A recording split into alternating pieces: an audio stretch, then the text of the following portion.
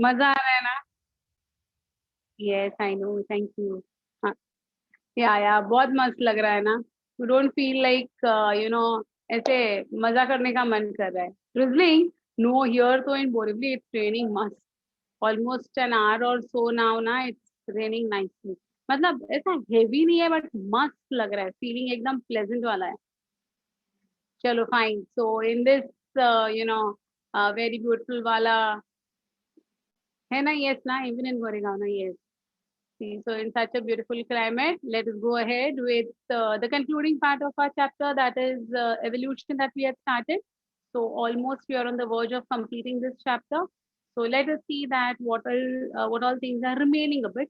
आज का जो है ना बेटा, इसमें है ना ह्यूमन का एवोल्यूशन के बारे में डिटेलिंग है, तो we can get connected to it very easily. Okay. Yeah, chai pakoda wala feeling, I know. Even I was telling my son the same thing. देखो, the मौसम is such that you feel like enjoying in this मौसम, but you can't go out anyway यार, I swear. Anyways, चलो fine fine, ये hopefully जल्दी अपने को मिलेगा enjoy करने के लिए. Well, so yeah, last class I had stopped at Hardy-Weinberg's equation. I told you that I want a continuity in, this particular chapter, this particular content especially, because this is something which is a repetitive thing. This will be also taught to you by Sir in Principles of Inheritance. Has Sir taught you about Principles of Inheritance में Hardy-Weinberg's principle सिखाया है आपको? No. Okay. Yes. Yeah. So no issues, beta. He would teach you one more time because this is a common thing between both. It's a part of evolution also, and it's a part of your principles also. So maybe he'll do it eventually. So, anyways, मैं अगर पहले पढ़ा रही हूँ तो sir पढ़ाएंगे, वो revision हो जाएगा। सर ने पहले पढ़ाया है तो मैं पढ़ा रही हूँ, वो रिवीजन हो जाएगा। Whatever it is, okay, no issues.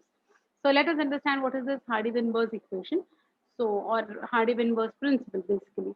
Why are we talking about Hardy-Weinberg? So ये देखो, last class we had seen this, that this is evolution a process or a consequence, and we came to know that we can describe it as a process also, and we can treat evolution as a consequence also. That is what we had seen.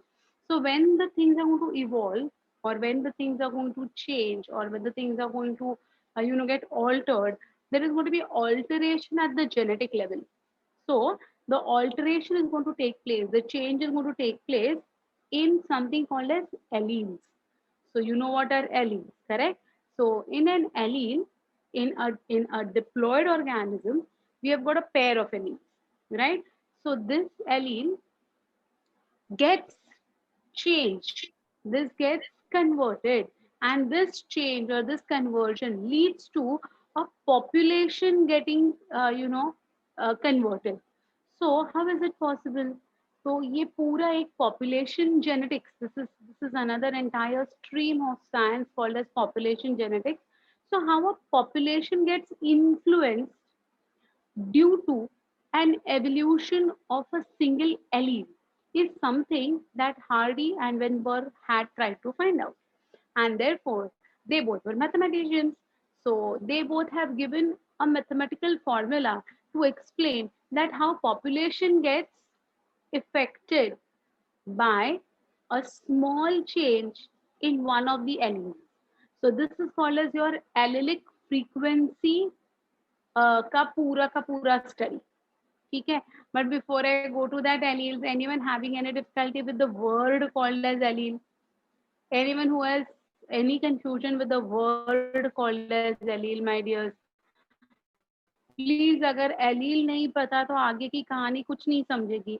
तो किसी को भी कोई doubt है तो please पूछिएगा बेटा. ऐसे मत सोचिएगा कि व्हाट विल मिस फील कि हमने इतना सारा पूरा पढ़ा फिर भी हमें एलील पता नहीं है तो कैसे लगेगा, कैसे भी नहीं लगेगा मुझे. It's okay. If anyone having any difficulty with the word called as allele, do let me know. हाँ, exactly. That is what I want to know. It's okay. You can बिंदास ask. ऐसा कुछ ये नहीं है कि पूछूं मैं कैसे पूछूं. ऐसा कुछ नहीं है कि तुमने अगर पूछा तो तुम्हारा नाम देख के मैं बोलूंगी ये क्या है, इसको इतना भी नहीं पता. नहीं रे बेटा, I want the things to be completely soaked in you all. So I really don't mind, explaining anything one more time also, unless and until you all are sure about it, beta. Sure, I'll tell you one more time. Okay? Don't worry. Don't worry. Please pay attention. Okay? See, now, whatever, for example, I'm telling you, okay? जैसे भी हम लोग है, जैसे भी है, right? हम क्या है? हम expressed है. Our features are expressed. Correct? So how do we define long nose, chubby cheeks, fair skin, curly hair? है ना? ऐसे हम define करते हैं कि नहीं, एक बंदे को. अभी एक stranger आपको मिला, so how you would define a stranger? Mama, that stranger na, I met him na, he was like this. Then you will start defining the features, right? Now, whatever are the features, suppose that person is having curly hair, right? Suppose that person is having curly hair. Now, is it the choice of that person to have curly hair or straight hair? आपके हाथ में होता है क्या? बिल्कुल नहीं. आपके parents आपको फ्री गिफ्ट देते हैं, है ना? तो पेरेंट्स क्या देते हैं बेटा? Your father will give you one set of chromosome, your mother will give you another set of chromosome. So you will be having a pair of chromosome, का पूरा set. Chromosome number 1 father, chromosome number 1 mother, chromosome number 2 father, chromosome number 2 mother, ऐसे करके 22 chromosomes, जिसको हम autosomes कहते हैं, will be given by both of them. And the sex chromosome, in case of female, the female is going to have X and X, and the male is going to have X and Y. Correct? So the father has got an option to give 22 autosomes plus one sex chromosome, that is either X or Y. Right? Mother has got no option. Mother will only and only give what beta? X and X. तो उसके चारों eggs में, चारों eggs क्यों बोल रही हूँ? Meiosis का product. Okay? So all the 4 haploids that are going to be produced after the meiosis will be having 22 autosomes plus X chromosome in each of the egg, right? But the sperm which is going to be produced will be having 50% of X chromosome containing sperms and 50% of Y chromosome containing sperms. Agreed? Now, suppose X containing chromosome set fuses with the egg, the fetus will be X and X, so that female will be born, the girl child will be born. Similarly, if the Y and X come together, XY means male child will be born. Correct? Now, let it be a girl or let it be a boy, does not matter.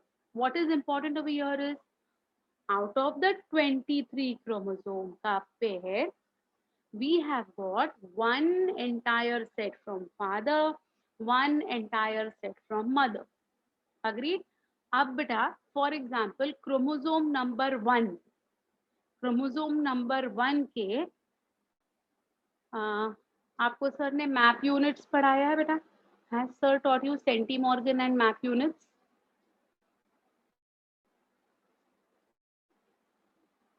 पढ़ाया है map units करके? Has sir taught you something called as map units? चल, fine. I'll tell you. देखो क्या होता है ना, also chromosome number 1. Agreed? Same दिखते हैं. अब ये जो एक आपके हाथ भी ले सकती हो, you can take your fingers also, you can see, if you can see mine. Okay, the upper area, the middle portion and the lower portion will be called as locus. उसको क्या कहेंगे? Locus number 1, locus number 2, locus number 3. Similarly locus 1, locus 2, locus 3. Locus का मतलब होता है बेटा position. Okay, so in this chromosome at locus 1,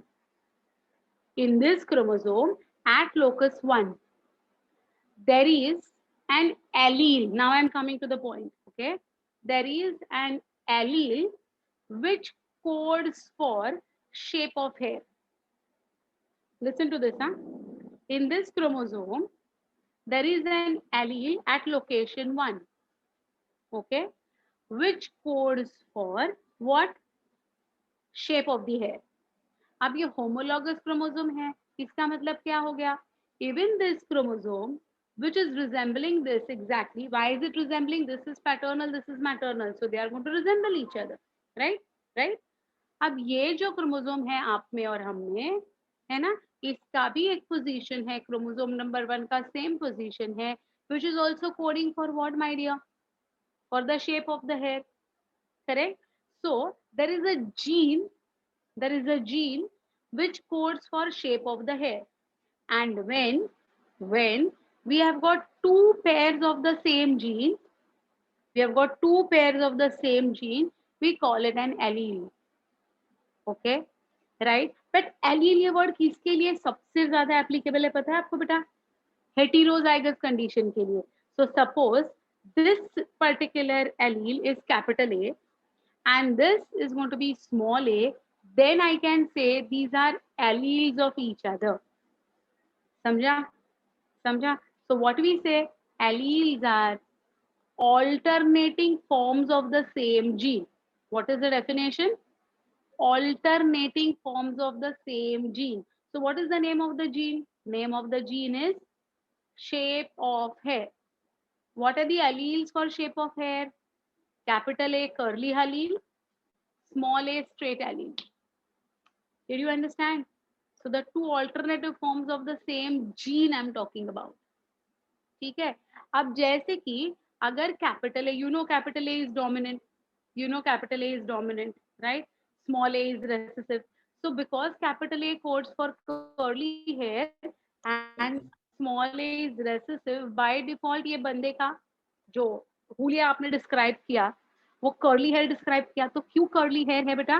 क्योंकि इसके सेल के अंदर जो न्यूक्लियस है, उस न्यूक्लियस के अंदर जो क्रोमोसोम्स है, उस क्रोमोसोम के अंदर जो एलील्स है, उसमें से एक डोमिनेंट है, एक रेसेसिव है.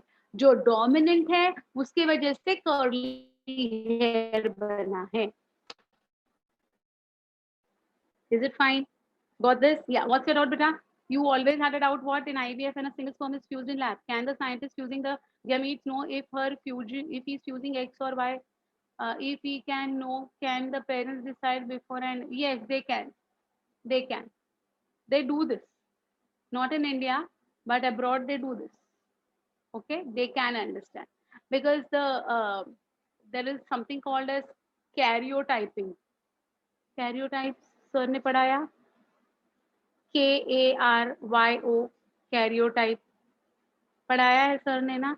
हाँ. So when you know what is a karyotype? What is a karyotype? Can anyone tell me? What's a karyotype?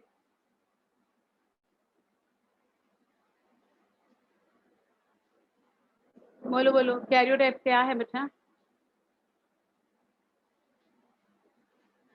Image of all the chromosomes. Yes, it is actually, you know what? हाँ, I agree. You all are right, my dear. हाँ, a chart. Okay, okay, yeah. So it's going to be called as, you know, a diagrammatic representation of the chromosomes depending upon their sizes. So जो karyotyping होता है ना, तो जो सबसे longest वाला chromosome होता है ना, it is always chromosome number 1. और जो सबसे छोटू वाला होता है ना, that is always chromosome Y. Chromosome Y is made up of only 231 genes. Do you know this? Chromosome Y is smallest, only 231 genes. है ना? Yes.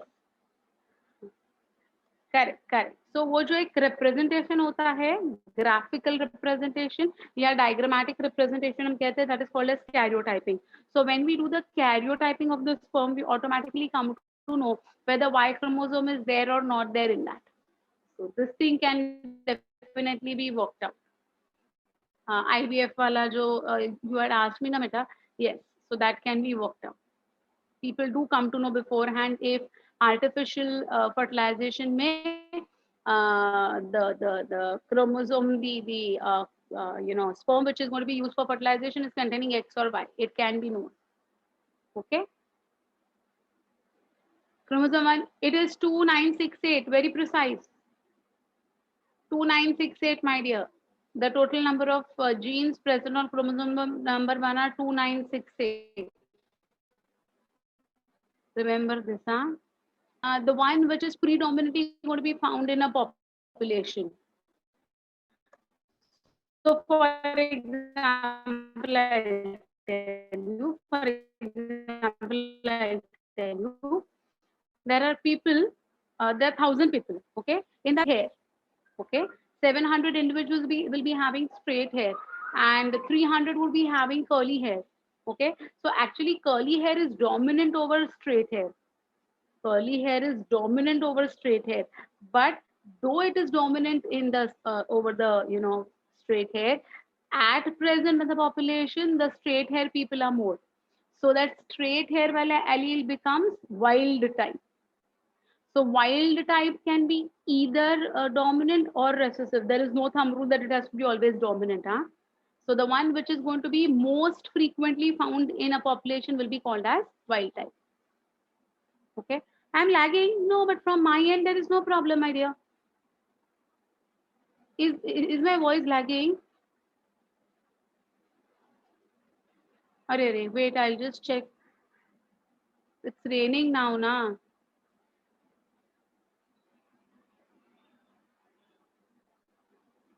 Yeah, now it's fine, I guess. Now it won't happen.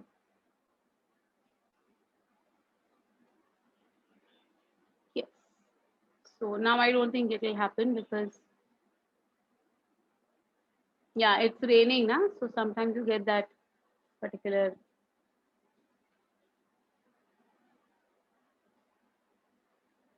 Okay. So you understood what is an allele, right? So allele is going to be the alternating forms of the same gene. So if that is known to you, now you will come to know what is Hardy-Weinberg's equation. So let us understand what is Hardy-Weinberg's equation. The principle says that allele frequency in a population, as I said, we are talking about population genetics. The allele frequencies in a population are stable and is constant from generation to generation unless disturbed by gene flow, genetic drift, mutation, genetic recombination and natural selection. So जब तक इनमें से कोई भी event नहीं होता है तब तक एलीलिक फ्रीक्वेंसीज कंटिन्यूड होती है एक पॉपुलेशन में. लेकिन अगर जीन फ्लो में कुछ चेंज हुआ, जेनेटिक ड्रिफ्ट हो गया, कुछ म्यूटेशन हो गया, रिकॉम्बिनेशंस हो गए, नेचुरल सिलेक्शंस हो गए, so in that case the allele frequency keeps on changing and we know everything of these is ought to happen with all of us, and therefore the allele frequency in a population will keep on varying, not drastically all of a sudden. It will take several years, maybe even 100 to 1,000 years to show that particular allelic change. But yes, we all are exposed to continuous. Total of all allelic frequencies is one. Sum total. You know what is sum total? Mathematics का ना ये word है ना? So the sum total of all the allelic frequencies is always going to be equal to 1. Individual frequencies, for an example, can be named as P, Q, etc. So, जो capital A containing वाले बंदे हैं उनको हम कहते हैं P. Small ए containing वाले जो बंदे हैं उनको हम कहेंगे Q. पॉपुलेशन की बात हो रही है इसीलिए, ठीक है.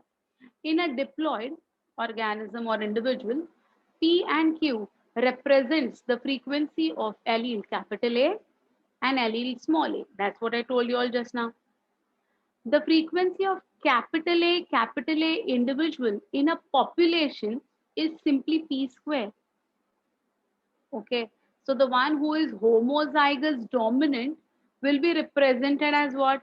P square. Thus, the probability that capital A with a frequency of P appear on both the chromosomes of the diploid individuals is simply the product of the possibilities. So we really don't know that this is homozygous recessive or this is heterozygous recessive. Definitely you must have studied about the test cross. Have you all studied about the test cross? Test cross पढ़ा है आपने बेटा? हाँ, तो test cross में क्या होता है? We are crossing it back with whom, my dear? We cross back with whom? the recessive parent, right? We cross back with the recessive parent. Why do we cross it with the recessive parent? Why don't we cross it with the dominant parent? क्या फर्क पड़ेगा dominant parent के साथ crossing किया तो? Recessive parent के साथ ही cross क्यों करना है?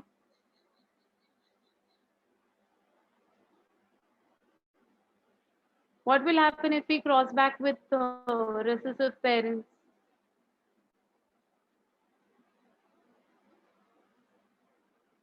बताओ बताओ बेटा, डोमिनेंट के साथ क्यों नहीं करना है हमें? When we cross back for a test cross, we always cross with a recessive parent. That's a thumb rule. I agree. But I am asking, why can't we cross with the dominant parent? What will happen if we cross with, if we cross with the dominant parent, one of the progeny will become recessive? No, my dear.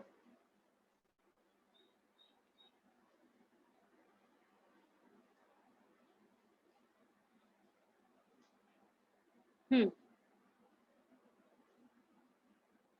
हाँ.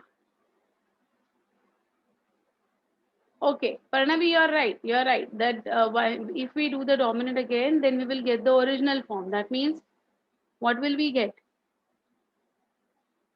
We won't get any result. Test देने के बाद result चाहिए कि नहीं? आपको test देने के बाद रिजल्ट चाहिए कि नहीं होता है?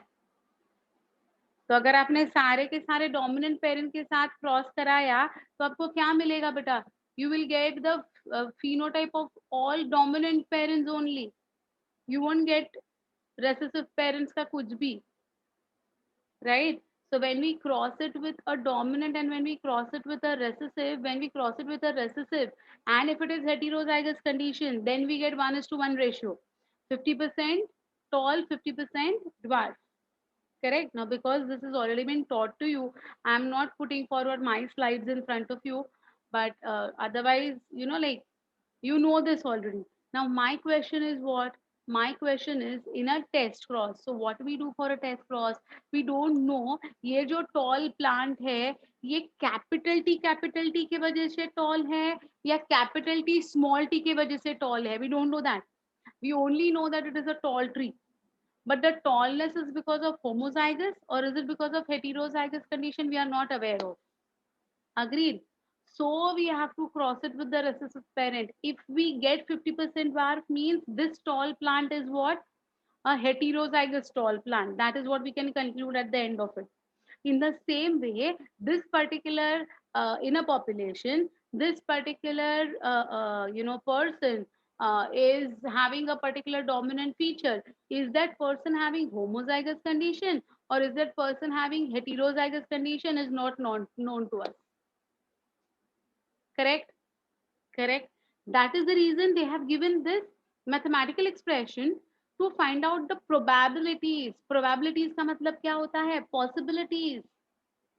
Correct? So to understand the probabilities, to understand the possibilities, in this population, how many would be homozygous dominant, how many would be homozygous recessive, how many would be heterozygous dominant. To understand this, they have given an equation. Did you understand that? Why are we studying this?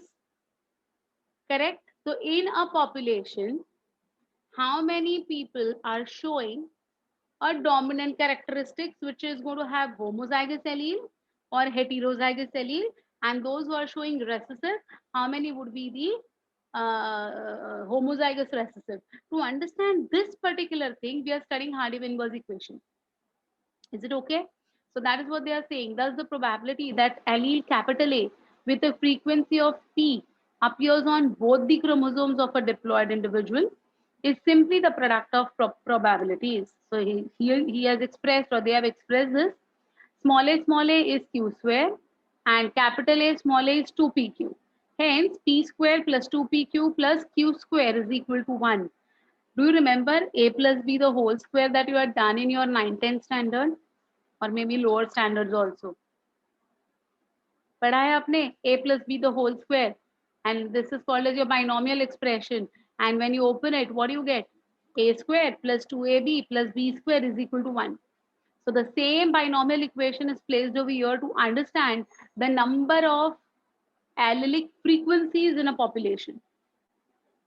Yes, p plus q the whole square. Yes, yes. So here it is p plus q the whole square, which has been opened to form p square plus 2pq plus q square is equal to 1. Okay? See, this is a binomial expression of p plus q the whole square. Now here they have given the example over here. You can see this is hybrid capital A small a crossed with hybrid capital A small a. So what do we get? Your normal cross A capital A small crossed with A capital A small. What are the frequencies? Homozygous dominant, heterozygous dominant, homozygous recessive. So A and A is P square, correct? Small a is Q square. And we have got 2 capital A, 2 small a वाला condition, मतलब 2 PQ. So capital A is equal to P, small a is equal to Q. तो इधर PQ मिला, similarly इधर PQ मिला, तो हमें PQ का कॉम्बिनेशन कितना मिला बेटा? 2PQ. Correct? Got it? Understood? Yeah. Please understand. Yeah. Which 7 point beta? 1, 2, 3, 4, 5, 6, 7. Huh. As capital A is represented as P square, small a is represented as Q square. Okay. And when we put them together, see, so the probability that the allele capital A with a frequency of P appear on both the chromosomes of a diploid individual.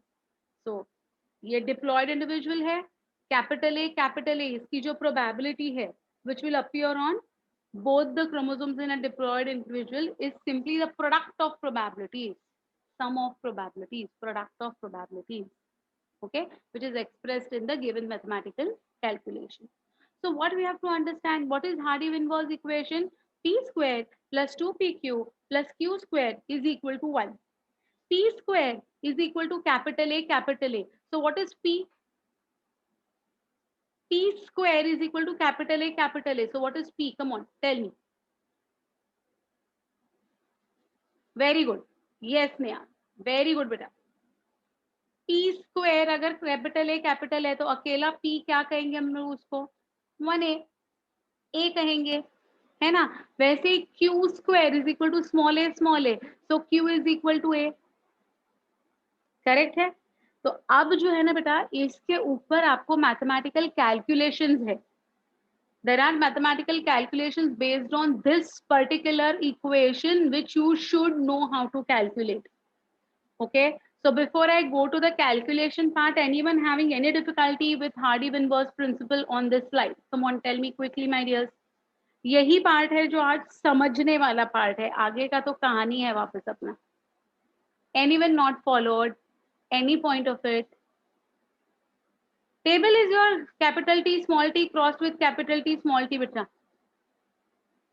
Capital T small t crossed with capital T small t that you do for your Mendel's experiment. Na? That is capital A small a crossed with capital A small a. You get AA capital, capital A small a, capital A small a and small a small a. Same. Okay. 2 times we get PQ ना. ये एक PQ इधर मिला है हमें, एक PQ इधर मिला है हमें. Therefore 2 PQ. 1 capital A is equal to P. Miss Aditya को आप पे crush. Okay, this is again 1 capital A is equal to P, 1 small a equal to Q. So we have got 2 times we have got PQ. So 2 PQ. Okay, which is the 5th point. First, second, third, fourth, fifth. The frequency of capital A individuals in a population is simply called as P square. In an individual, it is capital A, capital A. For example, in me, it is capital A, capital A. In you, it is capital A, small a. In one more person, it is capital A, small a. In one more person, it is capital A, capital A. So in a population, when we say in a population, how many are P square? In a population, how many are Q square? In a population, how many are 2PQ? Like that. Okay, got it? So when we talk in a population, they have called, instead of saying how many are homozygous for that trait, how many are heterozygous for that trait, instead of that, उन्होंने सीधा बोला how many are P square, how many are 2PQ, how many are Q square, like that way. ठीक है? हाँ. then expansion would be 2pq. Yes, yes, yes, you're right, Himanshu, you're right beta, bilkul sahi. Okay, yes, q square is equal to small a small c. You're right, my dear, you're perfectly right. q square is equal to small a, p square is equal to capital A, capital A. ठीक है, अब देखो, हाँ यहाँ पर देखो, this is solved example of Hardy-Weinberg equation. I have given one solved example which will be very useful to you to understand this entire thing. See, P is frequency of capital A. P square is the frequency of capital A, capital A. Q is the frequency of small a. Q square is the frequency of small a, small a. ठीक है, ये देखिए. So P square is actually frequency of capital A, capital A. Q square is equal to frequency of small a, small a. And 2pq is the frequency of capital A, small a. इधर तक कहानी समझी? Perfect, Shruti. You're perfect. You're perfect. Yes. So PQ is going to be heterozygous, that is capital A, small a. P square is equal to homozygous dominant and Q square is equal to homozygous recessive. अब ये बिल्कुल समझ में आ गया? इधर कोई है difficulty बेटा किसी को? Got it? Now look at the problem. See, problem means question. Question. Problem is not a problem. Problem is the question associated with it. Mathematical problem जो हम कहते हैं. ठीक है? ये देखो. Now they have given P का value. They are saying P is 0.3 and they have given Q का value. Q is 0.7. P is 0.3 means it could be in homozygous also, in heterozygous condition also. P का value दिया है बेटा, है ना? स्वरा मुझसे शादी कर लो, स्वरा में तुम्हारे लिए मत. ओए किसी का तो माइक ऑन हो रहा है बीच बीच में. Yes, my dear. Now look at this. Look at this very nicely now. This is P square which will be 0.3 the whole square. उसका वैल्यू कितना आया बच्चा? बराबर 0.09 वैल्यू आ गया. Q square का वैल्यू क्या है? Q का वैल्यू है 0.7. So 0.7 the whole square. What will be your value? 0.49. Okay.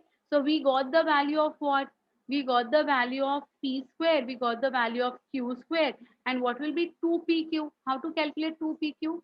2 into 0.3 and 2 into 0.7. बराबर है. So 3 2s are 6, 7 2s are 14, 14. बराबर. A whole bracket है. Sorry, ये whole bracket है. So what will be your answer? 0.42 आ गया value. 2pq है ना. You have to multiply this as 2pq. So 7 3s are 21. 21 into 2, 0.42. Correct. So in a population, 0.09 will be homozygous dominant, 0.49 will be homozygous recessive, and 0.42 would be heterozygous dominant. Is equal to 1. Is equal to 1. So when we come to percentage, what will be our answer? 9% is going to be homozygous, 42% will be heterozygous, and 49% will be homozygous recessive. Okay, what do you mean by 0.3? Beta, 0.3 is going to be the frequency of capital A in a population. Okay. No. They are not fixed values, my dears. In this particular population of insects that they have shown, in this particular example, they are saying it as 0.3 and 0.7. It will go on, keep on changing, and the values will also keep on changing. So according to this particular equation, they will give you P ka value, Q ka value, or something like that way, and you will have to find out in a population what is the percentage of that particular gene frequency. So this particular formula is used to find out the gene frequencies in a population. ठीक है ना? समझ में आ रहा है कुछ? हाँ, एक और बार बताऊं? One more time I'll explain. Okay, see, in a population, the number of individuals with homozygous dominant we are not aware of. We only can see the homozygosity. See, for example, I'll tell you in your language if I tell you, because you all have just studied principles. In Mendelian crosses, we know that the ratio is 3:1. 3:1 में 3 would be your dominant and 1 would be your recessive, correct? Now in that 3, if you see the genetic ratio, it's going to be what? 1:2:1, which you already know, correct? So in the same way, in a population of individuals, any population, here they have shown the population of insects. You can see the diagram of insects, correct? So here you can see capital A is black, capital A, small a is also black, and small a is white. Right now they have to find out in this population ये जो capital A और capital A small a है वो कितने individuals है वो उनको find out करना है, इसलिए Hardy-Weinberg equation उन्होंने use किया है. So by this particular method we can easily come to know that what is the possibility or probability of dominant allele in homozygous condition, dominant allele in a heterozygous condition, and recessive alleles in a population. ठीक है? हाँ, it's the same. P plus Q the whole square ही है बेटा ये. उसको हमने expand करके binomial expression को जब हम expand करते हैं तो it's going to be P square plus 2PQ plus Q square is equal to 1.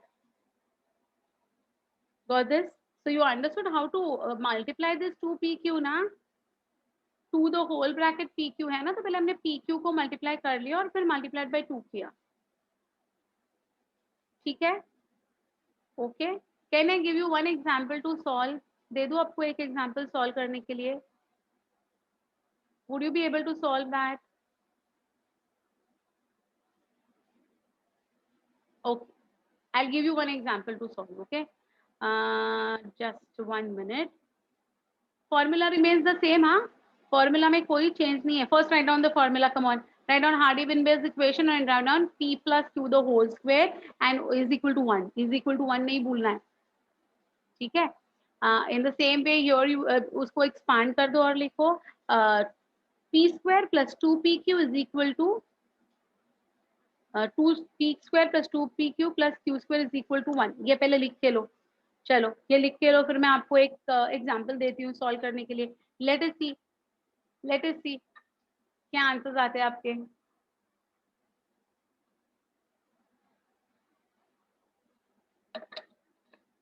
Okay चलो राइट डाउन.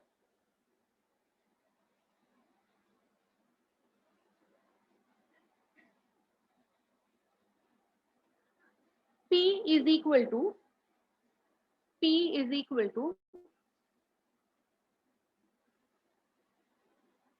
0.6. जैसे यहाँ पर लिखा हुआ है ना बेटा, P is equal to 0.3, वैसे लिखो P is equal to 0.6 and Q is equal to 0.4. Find out homozygous dominant का percent, heterozygous dominant का percent and homozygous recessive का percent in a population.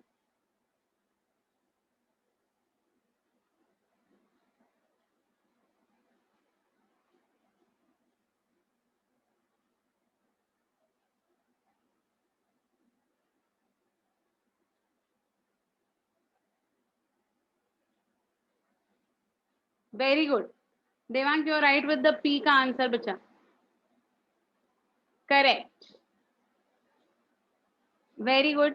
Give me as percentage.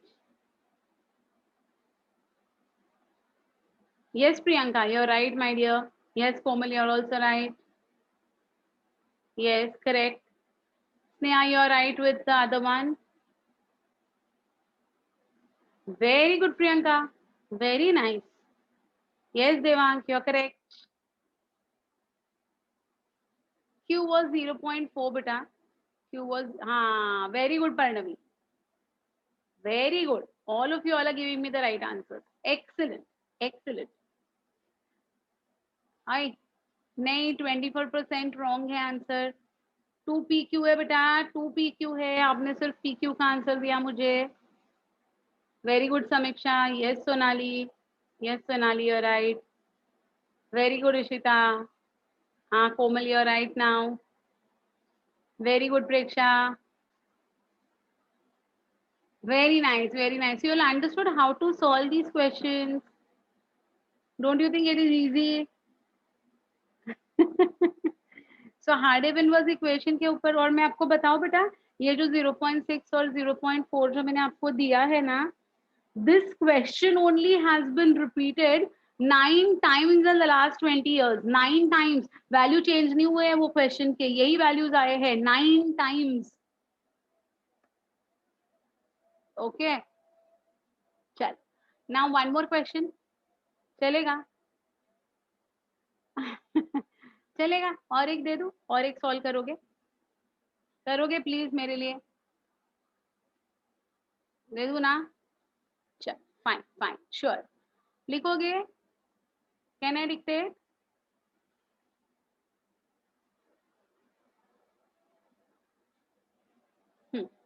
Write down. individuals with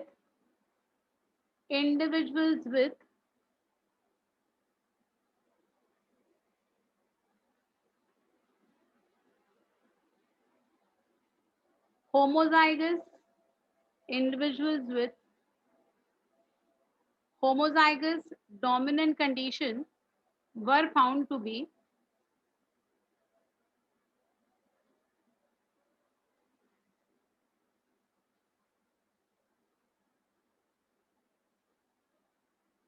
(49%) were found to be 49%, while that of the recessive were found to be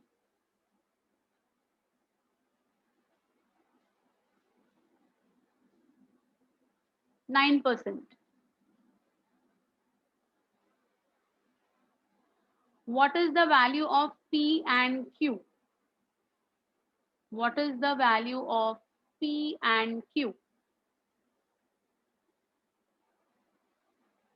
Very good, Prachi. Yes, yes, Sushita, Parnavi, very good. Come on. Others also give, no need of even calculating. Everything is in front of you. No, it's not 0.49. No, it's not 3%. It's not 0.9%. No, it's not 24. It's not 4.5. It's not 7. It's not 7.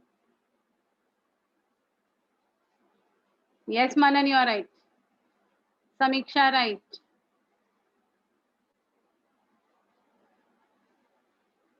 Prachi, right. Priyanka, right.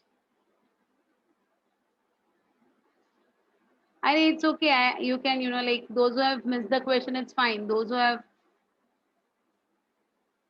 because that I'm just making the questions.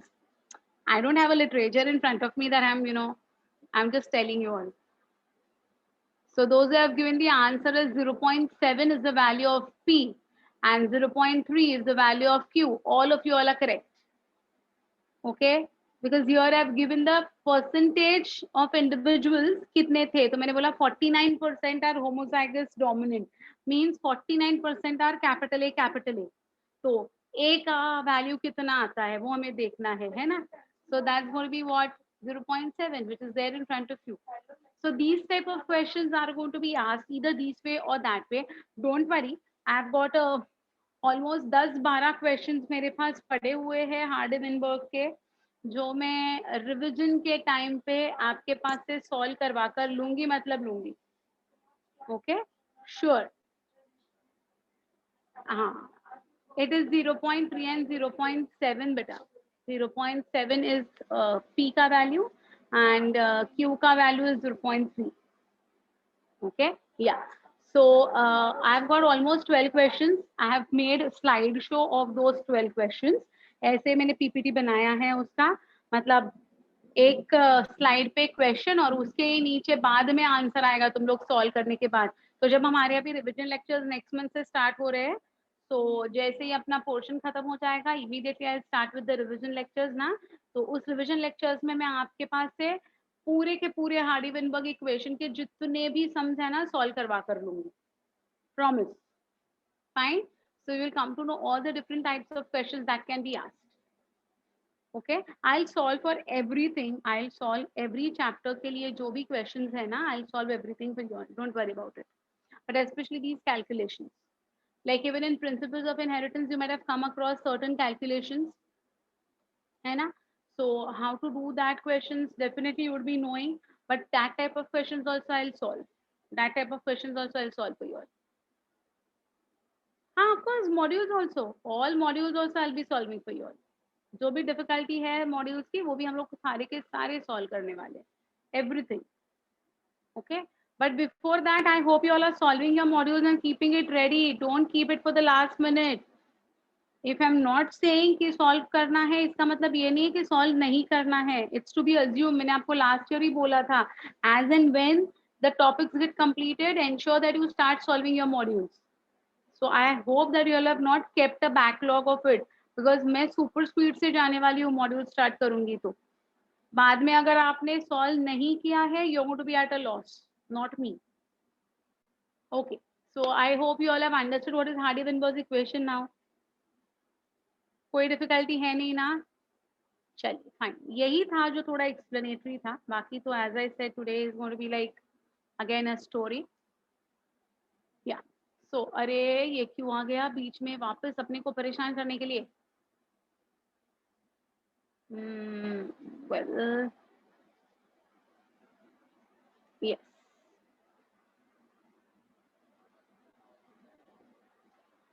Okay.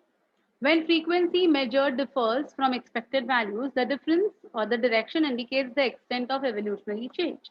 Now we are expecting that the value should be so and so by using Hardy-Weinberg's equation. But if at all the expression changes, that means the frequency measuring has gone wrong. So it is not wrong, it is because of the evolutionary changes that are taking place. So see, disturbance in genetic equilibrium or disturbance in Hardy-Weinberg's equilibrium, that is change of frequency of alleles in a population, would then be interpreted as resulting evolution. So अगर हमें expected values के अलावा कोई दूसरे values मिलते हैं, थोड़े से हटके values मिलते हैं, then that is considered as an evolution. It is considered as an evolutionary change. Okay. Sometimes the change in allele frequency is so different in the new species that they become a different species altogether. Okay. So it's going to be, it's going to be how? It's going to be completely making a new species. Okay. So see, the original species, I mean the original population, okay, the original drifted population becomes founders, and the effect is called as founders effect. Now I'll tell you what is it, okay? See, this is founders effect. You can see it's a mixed population of red and yellow, right? It's a mixed population of red and yellow. Now, a few individuals from a population start a new population with a different allele frequency than the original population. So, for example, these red ones are capital A, capital A, and these yellow ones are small a, small a. Okay, what has happened? One red one drifted over here, and now there is on this island. They are saying island means it's going to be isolated. Okay, so on this isolated island now only capital A individuals are surviving. That means on this individual the gene frequency of small a is not there at all. So it's altogether a new species. So whenever they are going to undergo mating, they'll only produce capital A, capital A. There is no question of small a, small a. Okay, so this particular capital A over here, or this red color ka beetle over here, is going to be called as your founder, and this effect is called as founder's effect. Did you understand what is founder's effect? They have asked you about founder's effect. ठीक है, तो अगर एक कोई बंदा दूसरी जगह पे चला जाता है और उसी टाइप का फिर पॉपुलेशन वहां पर प्रीडोमिनेंट होता है, तो जिस बंदे के वजह से उधर का पॉपुलेशन बना है उसको हम कहते हैं founder, and that effect is going to be called as founder's effect. Okay now, understood this? Hope I'm hopeful that you all have followed this, what is founder's effect. Okay, हाँ, ये diagram याद रखना, इसीलिए ये diagram दिया है. हाँ, probably selection of the nature selection, natural selection, This island ka condition is going to be more favorable for this, as we have seen in industrial melanism. The dark ones got camouflaged, and the light ones, light peppered moths, right? They were the ones who were then picked up after industrial melanism. So maybe now they have shifted to an area where there is more of condition where they'll get camouflaged. Okay, got it? Yes. Huh. There might be, yes, my dear, yes, my dear. If anyone undergoes mutation or something like that way, then they would add to a new allelic frequency in this island also. Okay, but तब तक यही वाला continued चलने वाला है. Fine? Yeah. So natural selection proceeds. A process depends on the traits favored and produced one of the three following effects. So ये जो है ना बेटा, ये वाला पार्ट है ना आपके एनसीईआरटी में सेम दिया है, कुछ समझता नहीं है, ये क्या कहना चाहते हैं ना, सारा बाउंसर जाता है टीचर्स को भी. सीरियसली झूठ नहीं बोल रही हूँ, लेकिन हम लोग है ना थोड़ा इजी वे में अंडरस्टैंड करेंगे. Okay, see what they're saying, natural selection का जो process है, it depends on the traits favored. That means the one which is going to be adapted to that particular condition, he will be favored to proceed ahead as a population. Others will get washed away, निकल जाएंगे, है ना? So see, what are the three effects that it's going to be producing? First effect is going to be called as stabilization. Second effect is called as directional change, and third effect is called as disruption. So what is stabilization? See, stabilization in which more individuals acquire mean character value. Value है हाँ बेटा, वो L रह गया है. That is, variation is much reduced. So more individuals acquire mean character value. इसीलिए ये देखो, you can see this. This is the normal one. ये जो normal peak है population का, है ना? यहाँ पर ऐसे के ऐसे ही, मतलब ये देखो, ये वाला जो है ना, ये थोड़ा और नैरो हो गया, ये ब्रॉड था. Can you see? Look at the breadth of this and look at the breadth of this. So it has become narrower and the peak has become a bit higher. That means both the characters have acquired a mean character value. Fine. Second, देखो, directional change. You can see the arrow. See this arrow over here, in which more individuals acquire a value other than the mean character value. तो mean character value से अलग कुछ value इधर मिलता है. And third is disruption. You will not understand this unless and until I go to the next slide. I'll come back to this slide. As of now, just listen. In which more individuals acquire peripheral character value at both ends of the distribution curve. This is the language of your NCERT, so I have put it. But कुछ समझा? कुछ पल्ले पड़ा? कुछ भी पल्ले नहीं पड़ा. आपके क्या, मेरे भी पल्ले नहीं पड़ा, ये क्या कहना चाहते हैं कि नहीं? तो हमने क्या किया?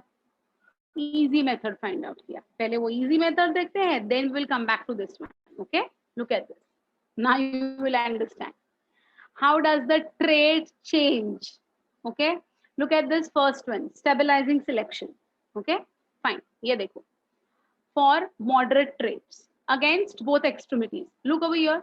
ये जो है ये बहुत ही छोटू है, ये इसका tail, और इसका tail देखो बेटा कितना लंबा है, और ये medium tail का है. So look at this. Short tails mess up with the cat's balance. Because of short tail, the cat is not able to balance itself, and therefore the nature does not select it. It gets killed. Okay. Long tails drag on the ground. Because of that dragging, it cannot escape from the prey, and it is losing its life. So nature does not select long tail wala also and short tail wala also. On the other hand, look at this. The medium tails are the best. The medium tailed cats can balance themselves as well as they can run away from the prey. So of the two different characters, they have acquired a mean value, medium wala value. समझ में आ रही है बात? तो stabilizing का मतलब समझ के आ गया. Selection against both extremities.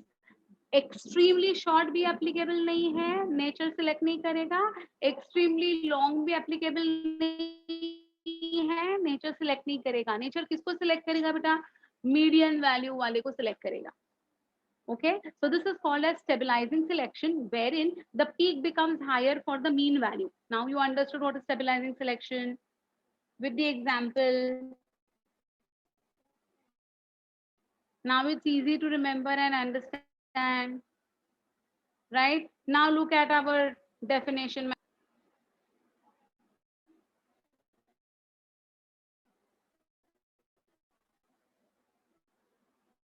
हाँ, perfect. Moderate वाला individuals acquire mean character value. Mean character. Thundering and lightning. इसलिए lagging. It's very heavy today, है ना? Yeah. Okay. Okay. Fine. So you understood what is the meaning of mean? Mean का मतलब समझा? दोनों extremities के बीच का जो है वो mean हो गया. Now you understood what is stabilization. Anyone having any doubt with this? Come on, tell me please. Stabilizing selection samjha? Very good. Now look at this one, this directional selection. Okay, look at this. For what? One extreme trait against the other extreme trait. Now, long wiggly tails look like a snake and they scare the predators. Look at this one. ये lizard है actually, लेकिन इसका जो tail है ना, it resembles like a snake. And therefore उसको खाने को आने वाले जो predators है ना, वो डर जाते हैं. They get scared of it. So the longer the tail, the more it looks like a snake and it will be more favored. Okay. So in this case, what has happened? Rather than the mean value, with respect to the natural selection, now the nature has selected that one with a long tail. That means the extreme value वाले को उसने select किया है against the other extreme trait. तो एक extreme क्या है? Short tail. दूसरा एक्सट्रीम क्या है? Long tail. तो नेचर ने लॉन्ग टेल वाले को फेवर किया because it protected that particular organism from being eaten away, from being predated. So that is directional. So it moves in one direction. So look over here. This was the initial peak. Original population ऐसा था. Okay, it drifted to one side. Okay, it drifted to one side in one direction. Why? So now this was the original population against one extreme, and now the population after selection, this becomes like this. Okay, they do have, but not in India. We have don't have these type of lizards. But if you go to African forest now, there are so many like these. Okay, now. Yes, even some lizards they can fly. You have heard about them? Flying lizards, flying cockroaches.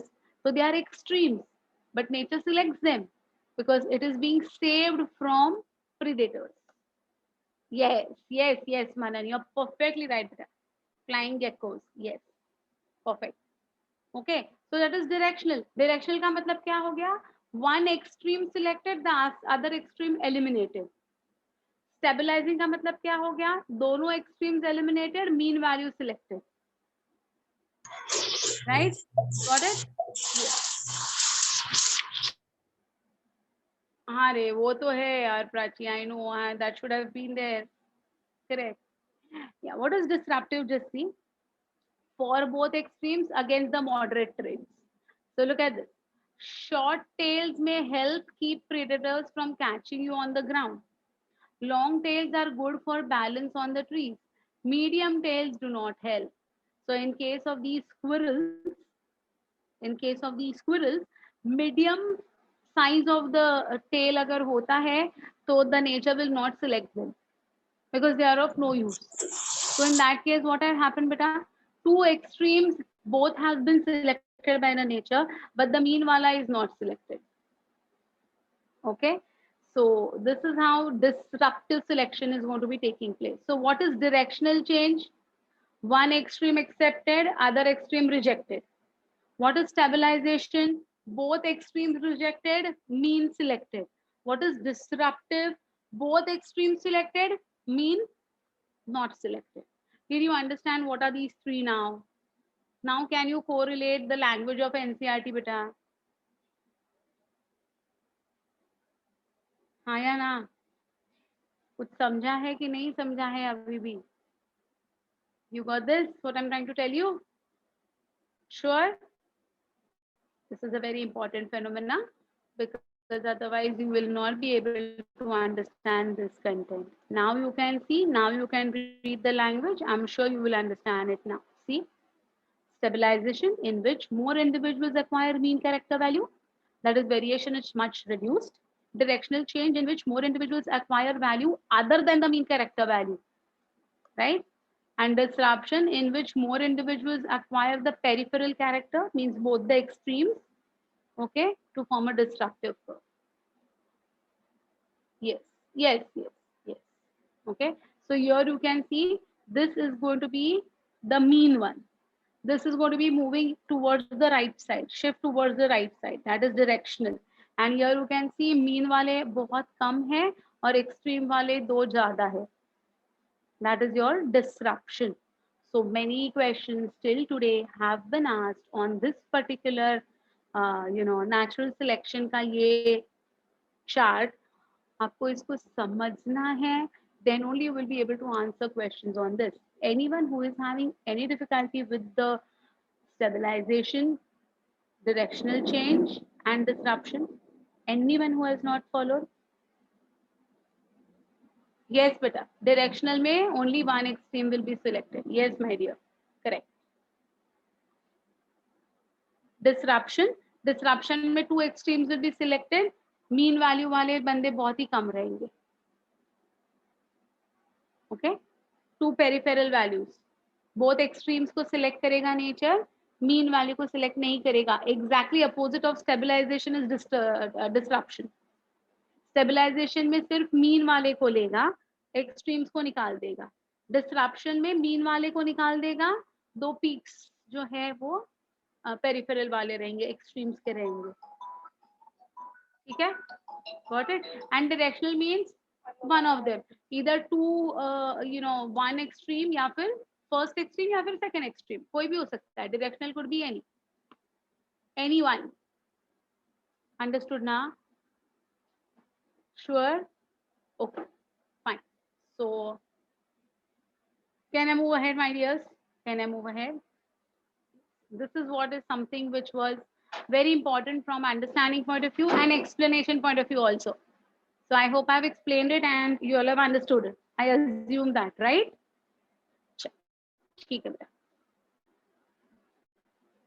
Let's come to our evolution. Mean value का मतलब होता है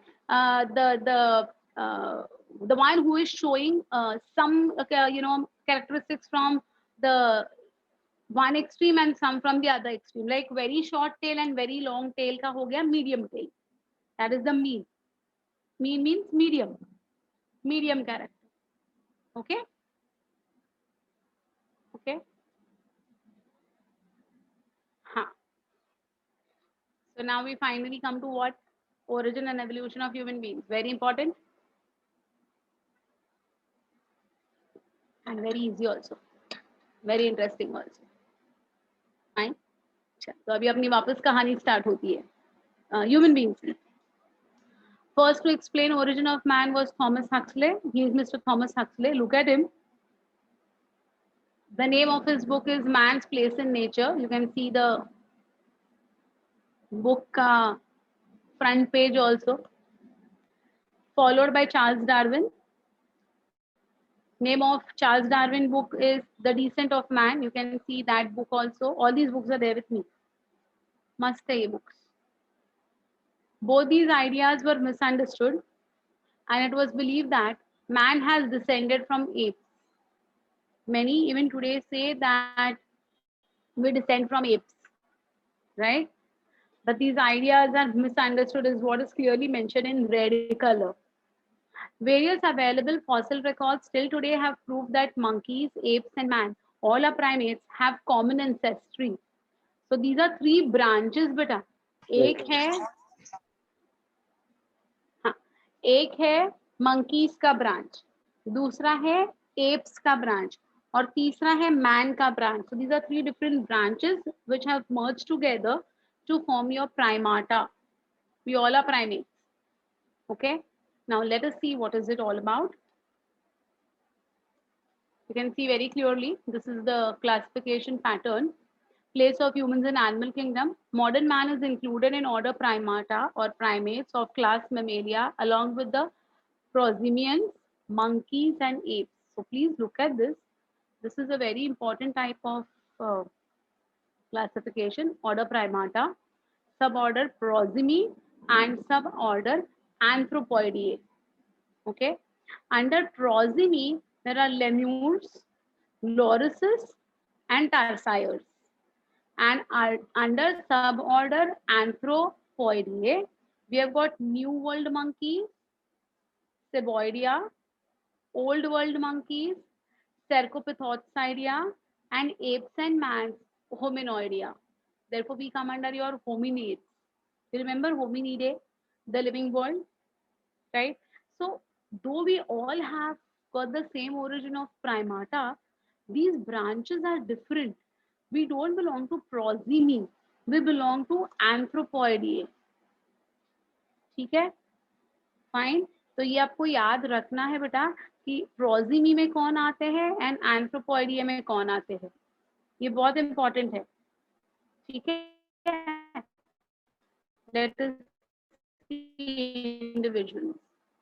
Than being probably in the Miocene epoch in separate lines, right?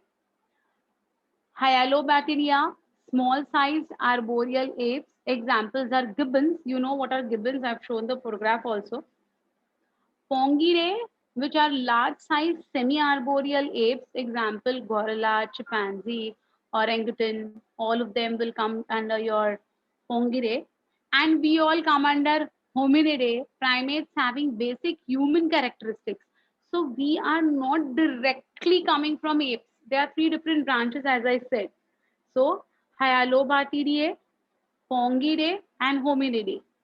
So Hyalobateridae are small-sized arboreal apes. Arboreal समझते हो ना, tree dwellers. Pongidae are large-sized semi-arboreal apes. Gorilla, chimpanzee, orangutan, they all come under that. And Hominidae में ये human like characteristics जो होते हैं जिसको हम प्री हिस्टोरिक मैन कहते हैं. ये बंदा कुछ लग रहा है जाना पहचाना सा. Faces, right? Human like, right? Yeah, so understand this. These you have to remember the names not given in your textbook. They have asked many times. Let us understand each of them. So first is suborder Prosimy. You can see very clearly. Lemurs, these are lemurs and these are lorises. These are small arboreal animals mainly found in Madagascar. You might have seen this in that movie, ना? कौन सा movie है उसमें ये lemurs दिखाए हैं? I forgot the name. Madagascar वाला वो एक कार्टून के जैसा एक movie था. I forgot the name. Anyways, they are having grasping hands and feet. Actually, Madagascar only, na the movie ka naam. Yeah, that's what. This is found in Madagascar only. Yeah, see, they are having grasping hands and feet. They can actually hold the branch. Okay, they have got flat snouts. The nose is almost, flattened. Large eyes, facing more in the front rather than on the lateral side. They are more towards the front rather than on the sides. Okay, and look at the tail. They have got bushy tail. Can you see? ऐसे एकदम bushy tail दिखाई दे रहा है ना? Yes, Neha, you're right, beta. Right? So these are your lemurs, which belong to suborder Prosimy.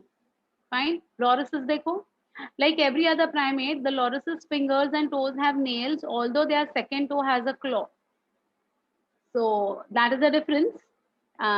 In others, we don't have that clawed, condition.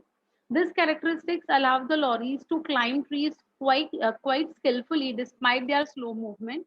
However, they don't prefer to travel on the ground and they need a closed tree canopy for an easy walk. So they are going to be like generally found in canopied trees.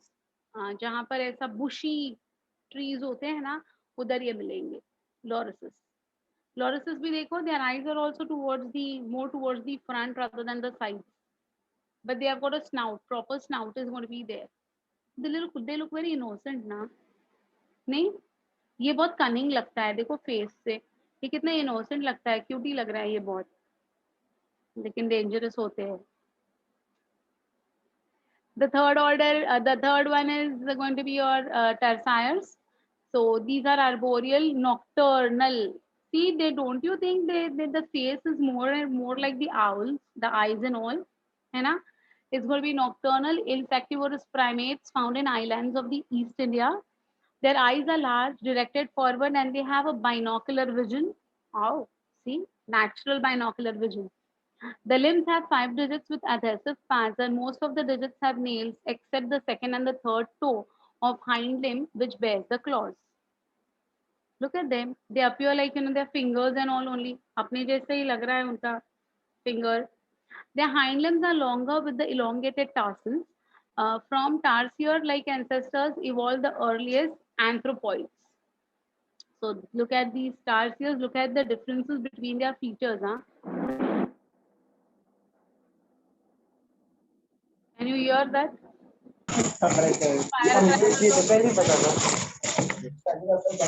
Aditya, your mic is on, beta. Aditya, your mic is on. Aditya, your mic is on.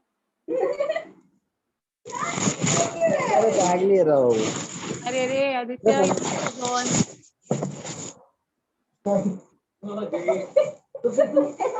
Aditya, your mic is on.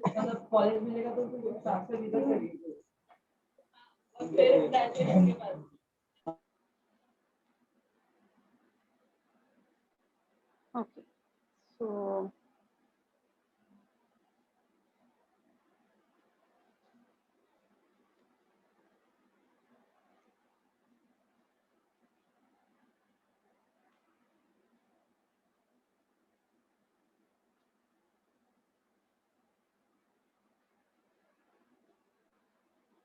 yeah, binocular vision expanded. They can see large things naturally. Okay, जैसे हम binoculars लेने के बाद हमें कैसे दिखता है ना, लार्ज इमेजेस वैसे उनको नेचुरली दिखते हैं. Okay, so they are your tertiaries. Okay, that's all with your prosimy. Then we come to Anthropoideae. That is our group now. New World monkeys, Seboideae. They have flat nose with widely separated nostrils, long prehensile tail, primitive dentition with 36 teeth. They are found in South and Central America. Examples: squirrel monkey and spider monkeys. This is a squirrel monkey and this is a spider monkey. Okay, so they are going to be your New World monkeys. We call them as New World monkeys. Okay, look at the differences. Can you look at the difference? They both have got flat nose. They have got separated nostrils. Look at the prehensile tail. Yes, of course. And they have got primitive dentition as well. That is, they have got 36 teeth. Okay. So this is your squirrel monkey. This is your spider monkey. Old world monkeys, they have narrow nose, short, non-prehensile tail. They won't help in balancing. Okay. And 32 teeth. They are found in tropical regions of Africa and Asia. Example, this is baboons, macaws, and langurs. ये तो पता है, ये तो इधर भी दिखते हैं, ये भी दिखते हैं, मकाउस भी दिखते हैं हमारे यहाँ पर कभी कभी, है ना? वो जो बंदर वाले लेके आते हैं, majority of them are macaws, right? These are going to be found in the wild. These are old world monkeys. New world monkeys, 36 teeth. Old world monkeys, 32 teeth. Prehensile tail, non-prehensile tail. Okay. They are going to have what? Here they have got narrow nose. There they have got a widely placed nose. Okay. These are the differences that they will ask you in your board exams. Distinguish between New World monkeys and Old World monkeys. So you should know all these differences. Where are they found? Where are these found? What are the example of New World? What are the examples of Old World?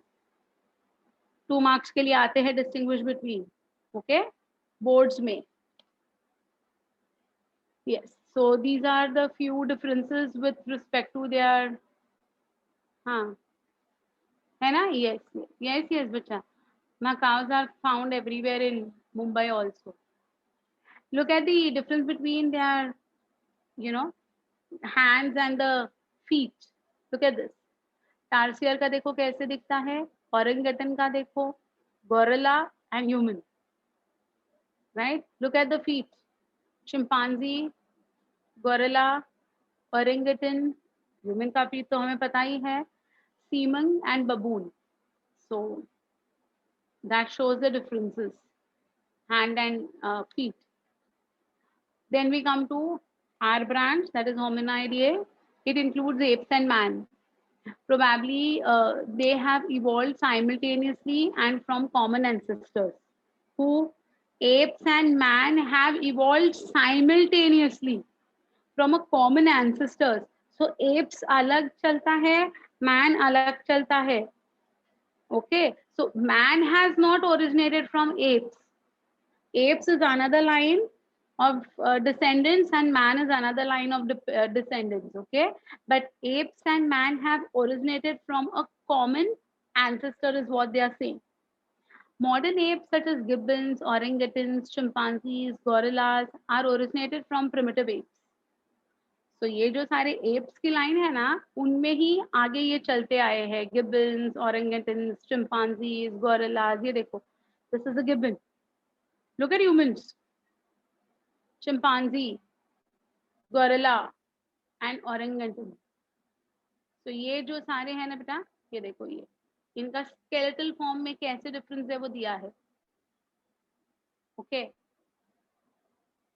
Apps. Look at him, he is laughing at you all. तुम्हें देख के हंस रहा है वो. क्या पढ़ रहे हो, देखो मेरे बारे में पढ़ रहे हो करके, he is laughing at you all, right.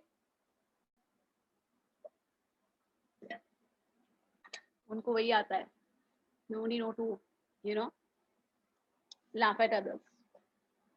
Apes, they have prognathous face, slanting forehead, snout protruded with flat nose, teeth are large. There's a simian gap which is called as diastema present in the upper jaw between incisor and canines.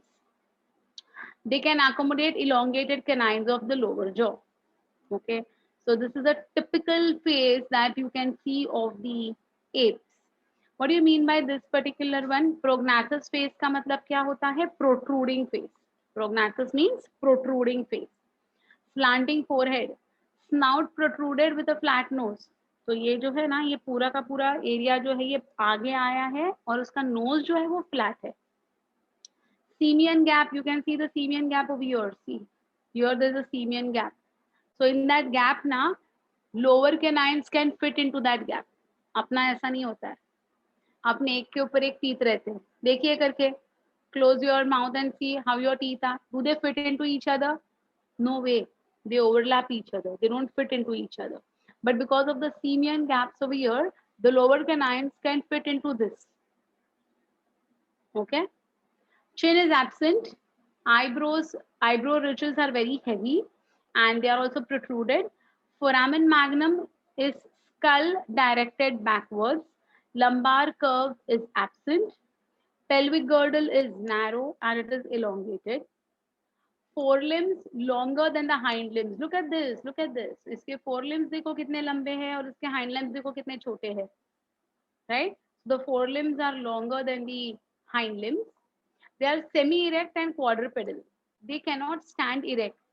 They are semi-erect and they walk on 4 feet. They are not bipedal, they are quadrupedal. Cranial capacity is about 400 to 600 cc. That is IQ. उनका जो IQ है उसका जो measurement किया जाता है, cranial capacity कहते हैं उसको. It is measured to around 400 to 600 cc only.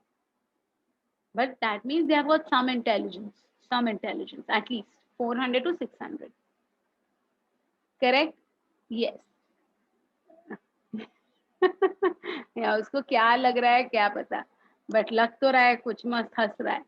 So this is, you know, the features of the apes. Fine. So as we say, apes and man are two different lines of descendants. So now we are talking about the apes first. Is it fine? Human being, the special feature of human being are orthognatous face, flat face. We don't have that protruding face, wala, like the apes.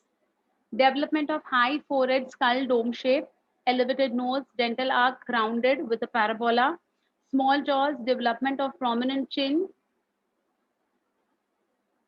foramen magnum is downwards, development of the lumbar curve, pelvic girdle is going to be broad like a basin, complete erect posture, bipedal locomotion, walk on 2 feet, forelimbs shorter than the hind limbs, cranial capacity 1450 cc, and we have got development of articulated speech. We can speak. They can only make noises, but they cannot speak. The words, pronunciations, everything is only and only associated with human beings. Correct? We know this. Okay. Phylogenetic relationship between apes and human beings. What do you mean by phylogenetic? Evolutionary. Evolutionary relationship between apes and humans. The characteristics of ape and human are as follows, both of us. See, absence of tail, comparatively larger head, broad chest due to flattening of the sternum. Sternum is nothing but your breastbone. Molar teeth with 5 cusp. Crown के जैसे होते हैं ना, 5 cusp होते हैं उसमें. Capable of sound production. Menstrual cycle in females. Yes, all these apes are also going to show menstrual cycle. Highly developmental facial musculature for expression. So just now we saw how that ape was laughing at us. So even we laugh at each other, no doubt. So we all, both of us are, I mean, apes as well as man has got the capacity to make faces, as we say. Correct? The remarkable similarity in the DNA, hemoglobin, albumin molecule of chimpanzee, gorilla, and man. So chimpanzee, gorilla, and man have got many of these things in common. So that gives, like an ancestral study wherein we say that yes, we have got some things in common. That's the reason apes and man are originating from probably the same ancestor. Okay? Yeah. Look at the differences, but look at this gorilla ka skull and this is the human skull. Okay. No forehead, high forehead. Large and distinctive brow ridge, small brow ridge. This is called a supraorbital torus. We don't have that. Small brain case, that is your cranium is going to be small. Larger brain case. Face projects downwards, projecting the face. That is called as your prognathus. है ना ऐसा आगे आया हुआ. We have got flattened type, normal wala. Large canine teeth, prominent canine teeth can be seen over here. The teeth includes premolars, molars, incisors, everything. Large zygomatic arc, surface and points of attachment for facial muscles whose purpose is to operate the jaw bones and perform chewing action. We have got smaller zygomatic arc than the gorillas, and we show the presence of it on the lower side. So only this jaw is going to move. इनका jaw line देखो कितना लंबा है, कितना बड़ा है, इधर से है, कितना बड़ा पीस है जॉ का, अपना देखो कितना छोटा है, right? Okay. Yes. So these are the few differences they want to show about the ilium and all, and how the posture is a bit bent type because they are still quadrupedal, we are bipedal. Look at the dental arc. So very beautiful diagram of the dental arc also, or the real photograph, I would say it's a real photograph. See, superior view of chimpanzee and the human being of the mandible. Difference in the size and shape are evident. Note the characteristic and the parabolic arc in the human. So this is, almost parallel, and this is parabola. Okay. So that is a very beautiful. I mean, this is an actual photograph that we have got it. Actual photograph. The mandible evidences parallel dental arcs that are narrower than those of the humans. Thus, the floor of the mouth is also narrower, requiring less muscular support. So, हमारा narrow jaw line है, narrow dentition है, इसीलिए अपना support system भी इतना strong नहीं है उनके जैसा। उनका देखो ना फेस ऐसा आगे आया है पूरा। What with respect to the paleontological evidences for human evolution, fossil bones of human ancestors are discovered from Africa, Germany, France, China, Java, and other parts of Asia. The available fossils are skull, mandible, teeth, humerus, femur, stone implements, that is whatever they used to use as, you know, their carvings and their, tools and all those things. The fossils belong to different geological ages. There are four main stages in the origin of man: ape stage, ape men stage, primitive men stage, which we call as prehistoric man, and modern man. So there are four stages. Look at the first stage, that is ape stage. So what is the name of that particular human which was more like ape? Okay, Proplyopithecus. Please remember these names. Proplyopithecus. The primitive ancestral ape was Proplyopithecus. It lived in Oligocene epoch about 30 million years ago.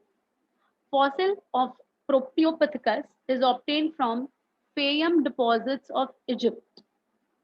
What were the different fossil records that they have found? So they have found the jaw and the teeth. ये देखो बेटा, ये original fossil Egypt के फायम deposit से, okay तो ये deposit से geologist ने फाइंड आउट किया है कि it is of whom and it is resembling whom and how many years ago probably this particular fossil was in a living stage.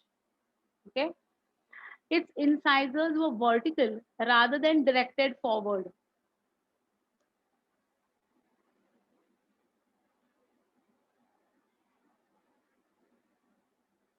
Yeah, look at the incisors. They are saying the incisors were vertical rather than being forward, directed forward. Simpson in the year 1967 presumed that Proplyopithecus might be the ancestors of human man. It looks more like an ape, right? But the ancestral study says that probably yes, human beings have evolved from this particular Proplyopithecus only. ठीक है, सो प्रोप्लियोपिथिकस का मतलब समझ में आया बेटा? कोई doubt है एप स्टेज समझने में? एनीवन? ये बीच में बॉक्स आया ना, wait I make it disappear. हाँ,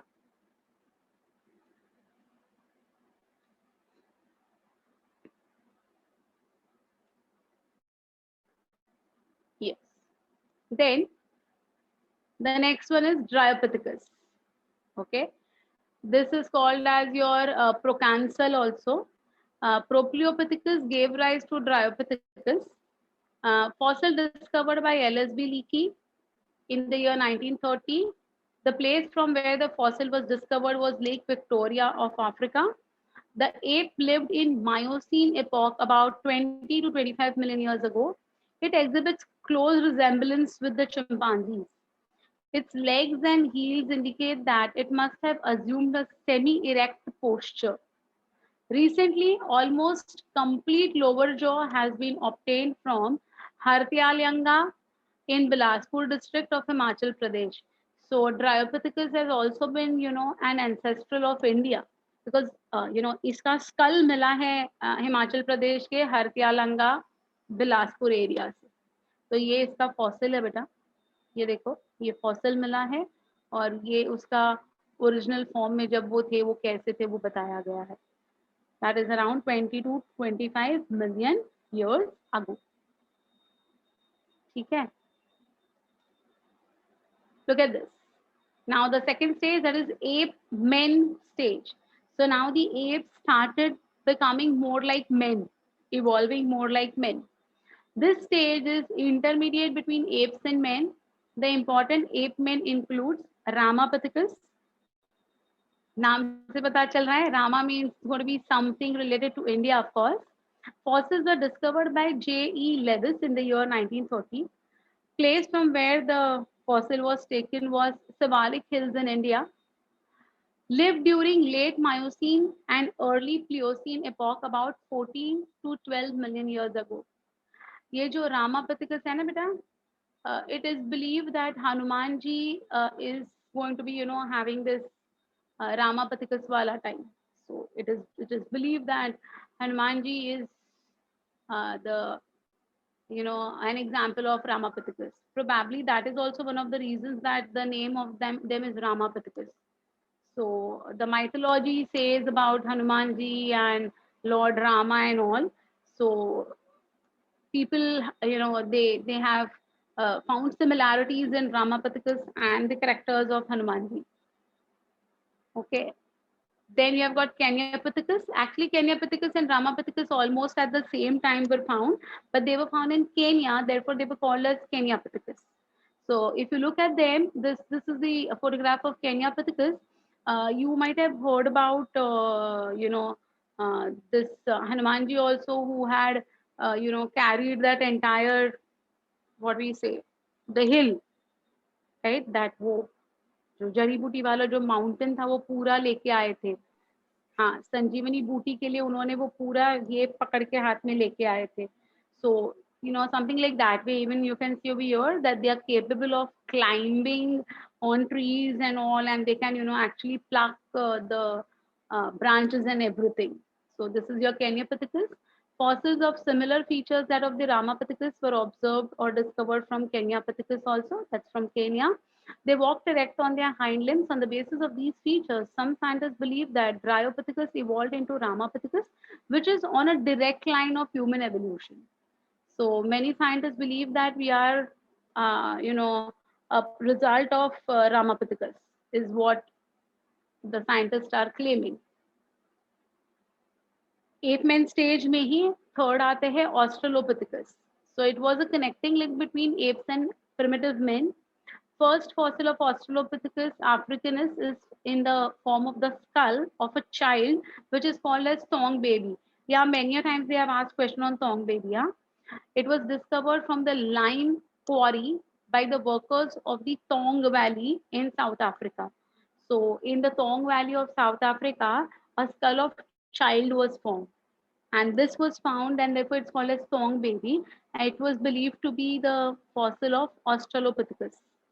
Okay, the specimen was studied at Raymondard. They lived in the Pliocene or early Pleistocene epoch of about 4 to 18, 1.8 million years ago. They mainly consumed fruits.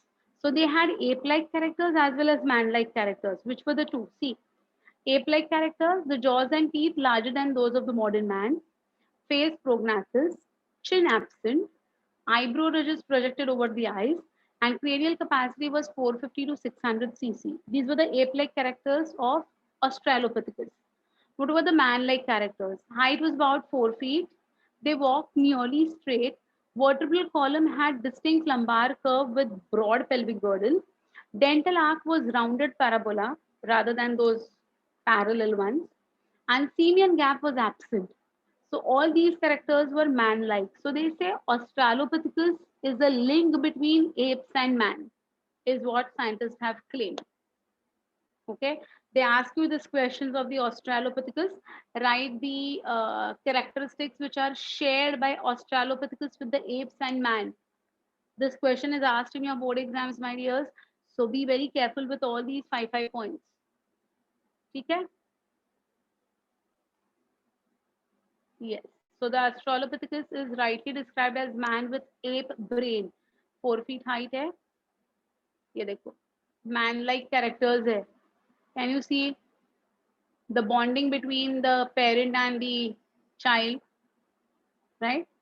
Yeah. Then this is the pelvic girdle, which is really broad enough, just like human beings. And this is the skull, which is going to be backwardly down, you know, downward move this placement. Okay. So this is going to be your Australopithecus. Then came the third one, that is primitive men, which is prehistoric man. They were the first true men. The important among them were Homo habilis, who is called as handyman. Fossils were discovered from Olduvai Gorge, that is Tanzania in Africa. It was discovered by Leakey. Evolved in the late Pliocene or early Pleistocene epoch, 2.5 to 1.4 million years ago. It lived in open grassy land. It moved erect and was omnivorous. So it was feeding on both. Lower jaw, lightly built, and dentition more like modern man. It had smaller molars. ये जो molar teeth थे ये थोड़े छोटे थे. It made tools from the stones. Stone Age man ये नाम सुना होगा आपने, है ना? Cranial capacity had increased from 450 to 600. It has increased to 650 to 800 cc. It was also called as handyman or tool maker.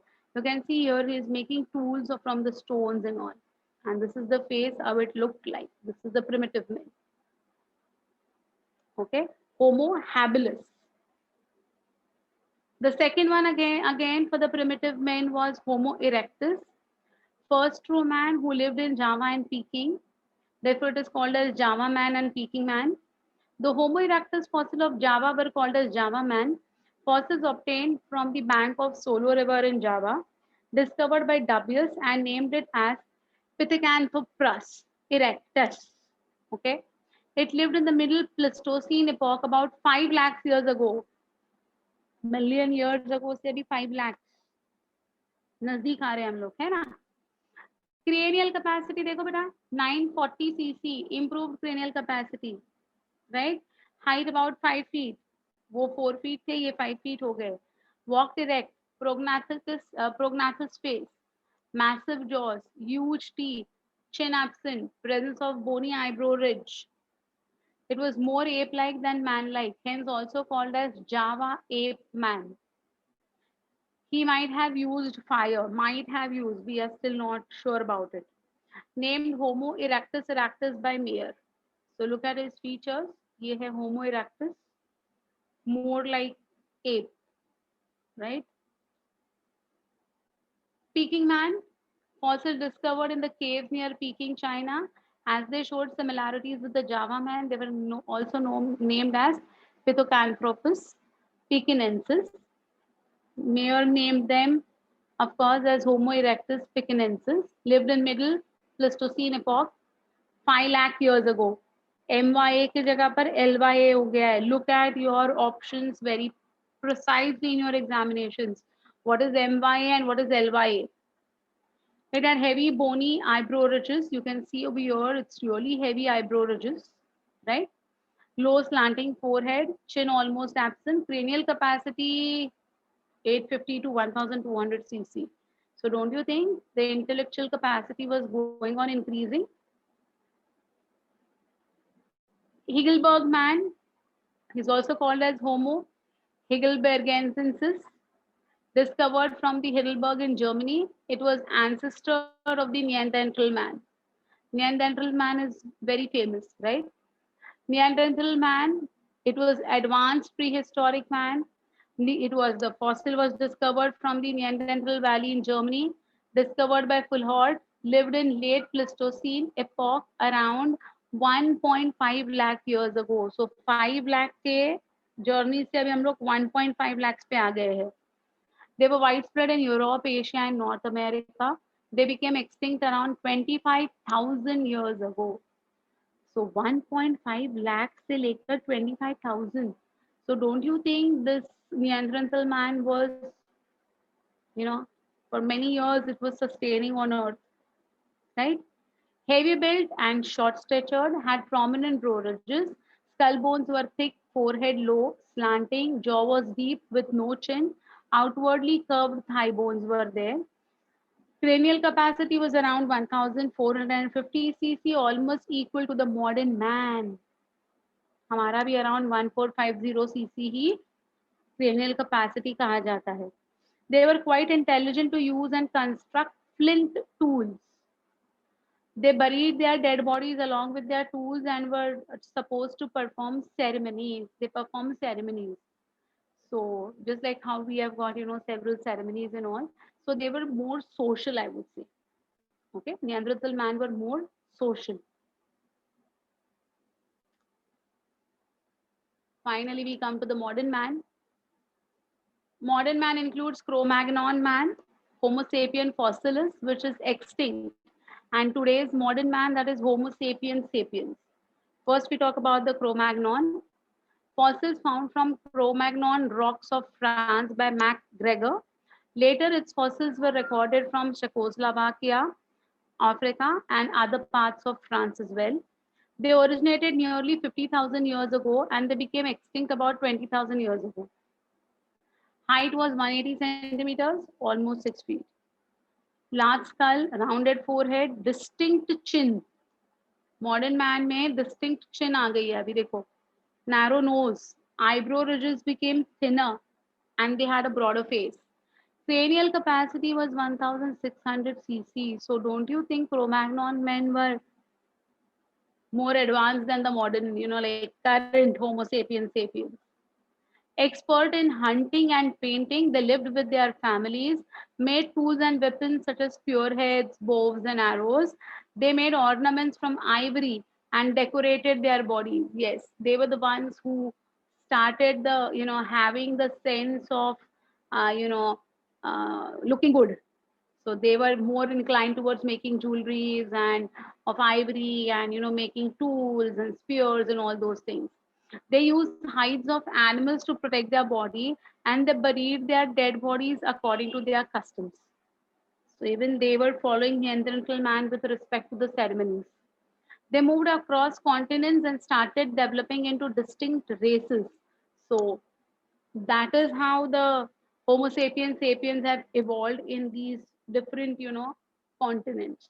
So it is the, this Cro-Magnon man only who inhabited different continents, and then due to the genetic drift, due to the gene frequencies, due to the recombinations, natural selection, each type of, Homo sapiens के subtype started developing. So American, Australian, Indian, Asian, एक typical features जो हमारे होते हैं ना वो. Okay, yeah. They have evolved now, na beta. There are mutations and there are evolutions that are going on, right? Homo sapiens, it includes all the human beings existing today on the earth. Homo sapiens sapiens arose during the Ice Age between 75,000 years ago to 10,000 years ago. They spread all over the globe होना चाहिए, glove नहीं होना चाहिए, and learned to cultivate plants and domesticate animals. Agriculture started around 10,000 years ago. Human settlement started eventually. So this is how we all have, you know, distinctly evolved out of all these apes and ape-like man and prehistoric man and Cro-Magnon man and Neanderthal man, and finally we are here. Okay, yeah. So this is what is the evolutionary tree, as we say, like how we have evolved from 4 feet to 5 feet to beach may we had become taller, then again a bit shorter, and now this is the modern man. So this is the evolutionary tree, as we say. Cranial capacities बोलेंगे तो Cro-Magnon man की cranial capacity 1600 cc थी और Homo sapiens की 1450 है. तो वो retrogressive progression हुआ है, but eventually I guess again the cc's are going to increase and we are evolving faster and better. The new generations, you all are far more fast paced than your teachers and your mothers and your fathers, है ना? Digitally, if we compare you with me, definitely you're going to be much more evolved in this digital media than me, right? So this evolution is going to be progressive. Obviously, I guess this 1600 cc जल्दी ही वापस हमारे में उतनी capacity आने वाली है और उतने हम लोग फास्ट पेस्ड होने ही वाले हैं. Okay, yeah. So this is what is your evolution all about, human के बारे में. So all the best for your this chapter as well for evolution. We have completed with this chapter of evolution, and We'll be going ahead with the new chapter on Thursday. So we are going to move ahead with something called as the environmental science. We have to go ahead with these chapters now. So we have completed with botany. We have completed with what part of zoology I wanted to complete with you all has been completed from my side. There were certain general topics like evolution, which also has been completed. Now we are left with only two things. One is the EVS chapter and one is the molecular biology. So under evolution, under environmental chapters, there are 4 chapters that we have to do, out of which one will be done by Sir and 3 will be done by me. Okay. So in the next class, we'll go ahead with the new chapter of environmental science. Okay. I know. ऐसे ही होता है. I know that. Yes. Fine. चलो बेटा. See you all. Have a nice day. हाँ. अरे you both are friends, I guess, है ना? You both are friends, ना? हाँ? Okay, my dears. चलो. See you all. Have a nice day. See you all on Thursday with a new chapter. Okay? Yes. Bye bye. See you all. Take care. Bye, Take Miss. care. Yes.